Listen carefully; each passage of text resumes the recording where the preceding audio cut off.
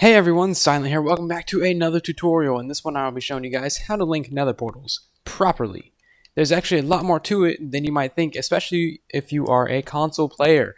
So keep on watching if you want to learn everything that there is to know about linking nether portals. There is not much to show you in the form of demonstration, seems how it's literally just going to the nether. Everyone knows what the nether looks like, so let's get to that tutorial. So before we even get to linking the portals, the first thing that you're going to want to do is decide where you want to build your portal in the overworld first. So this right here is x100 and z100. Make sure you write down your coordinates for where you want to build your portal. And all you need to write down is the x coordinates and the z coordinates. I'm using 100 and 100 for demonstration sakes. It's a pretty easy number to work with. So build your portal in the overworld. It doesn't need to be anything special or major, and also your portal can be any size and can be facing any direction. So like this one's just the basic size. You can make it bigger, you can make it, well, I guess you can't make it smaller, but you can make it facing this way or this way. It really does not matter what size your portal is or which way it is facing.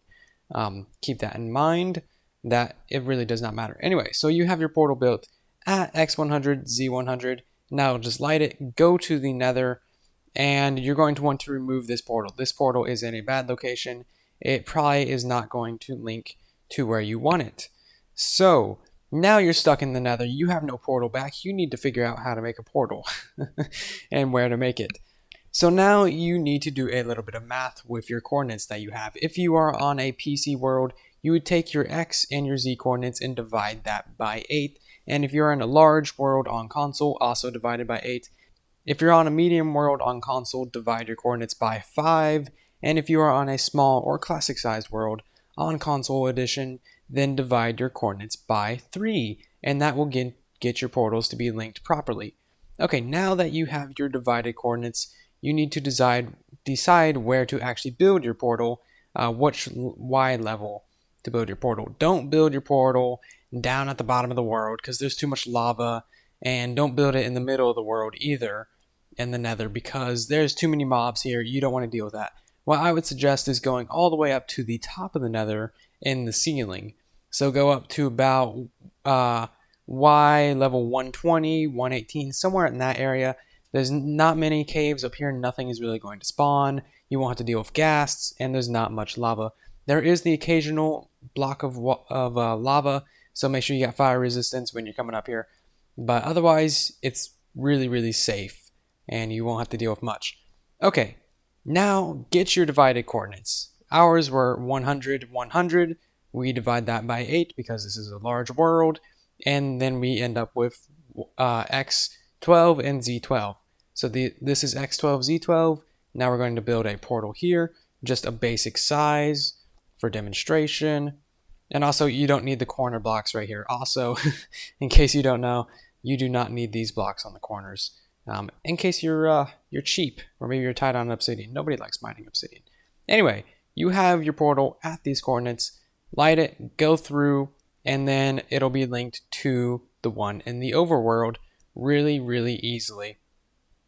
Of course, I'm going into a lot of detail. I probably could have explained this stuff in about 40 seconds, but I like to cover all of the different things that you need to know. If you would like to move the portal in the overworld either up or down, it is actually very, very simple. So remove this portal in the overworld, just break it.